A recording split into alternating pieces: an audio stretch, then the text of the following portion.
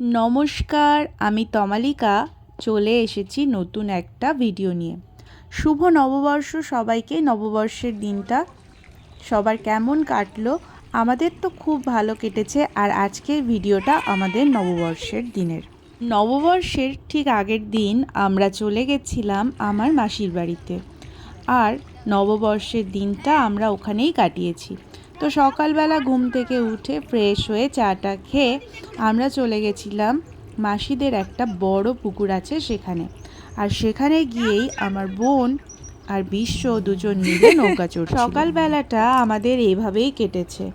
তার সঙ্গে সকালবেলা মাসি করেছিল লুচি আর ঘুগনি, তো সেটাও আমরা সবাই মিলে একসাথে কাজ করেছি এবং একসাথে লুচি আর ছোলার ডালটা করেছি এবং খুব সুন্দর হয়েছিল খেতে। এরপর আর আমাদের তেমন কোনো কাজ ছিল না, তাই সারাটা দিন মোটামুটি ল্যাদ খেয়ে গল্প করে আড্ডা মেরেই কেটে গেছিলো।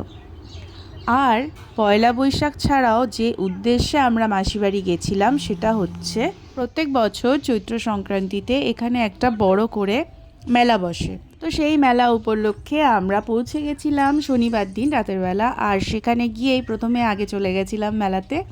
তো বোনরা গেছিলো, মেসো গেছিলো, সবাই মিলে আগে মেলা ঘুরে নিয়েছি, তারপরে আমরা বাড়িতে এসেছিলাম। তো যাই হোক, পরের দিন আবার সারাদিন প্রচণ্ড বাড়িতে বসে মজা করেছি আর রাতের দিকে আবার মেলাতে গেছিলাম। আর এই প্রথমবার আমি মেলা থেকে প্রচুর জিনিসপত্র কিনেছিলাম সংসারের জন্য। এত কিছু গল্প করা হয়ে গেল, ওদের এখনও নৌকো চড়া শেষ হলো না।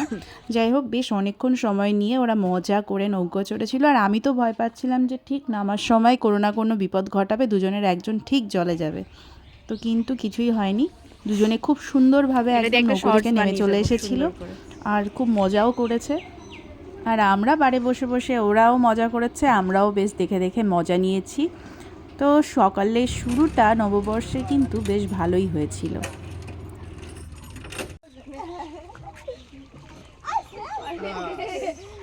তারপর আমরা যেই কারণে ওখানে গেছিলাম সেটা হচ্ছে, যে কারণে মেলাটা হয়েছিল, এখানে একটা জাগ্রত এই যে শিব ঠাকুরের মূর্তি অটোমেটিক তৈরি হয়েছে, বছর বছর এটা নাকি বেড়ে যাচ্ছে।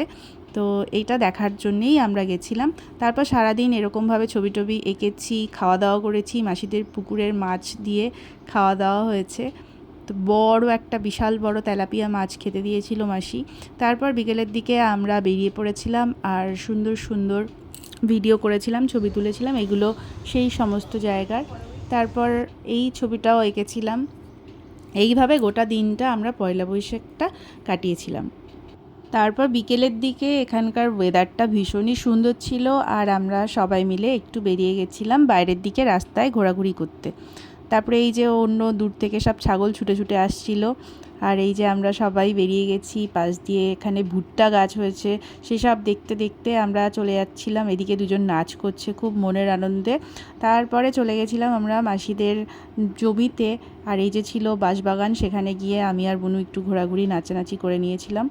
তারপর খুব সুন্দর একদম পড়ন্ত বিকেলটা আমরা উপভোগ করছিলাম মাঠের মধ্য দিয়ে, একদম জমির মধ্যে দিয়ে হেঁটে হেঁটে গেছিলাম। এটা ছিল পটল বাগান, সেখানে গিয়েও বুনু একটু রিলস টিলস বানিয়ে নিয়েছিল। তারপরে এই যে আমরা চলে এসেছিলাম সেই পুকুর পাড়েই যেখানটায় ওরা নৌকা চড়ছিল। তারপরে আরেকটু মাঠ দিয়ে ঘোরাঘুরি করলাম আর শেষে বাড়ি চলে এলাম। আর রাতে আবার গেছিলাম মেলাতে। তো পুরো ভিডিওটাই ছিল এটা। ভিডিওটা ভালো লাগলে অবশ্যই লাইক কমেন্ট শেয়ার করে দিও আর অবশ্যই চ্যানেলটাকে সাবস্ক্রাইব করে দিও।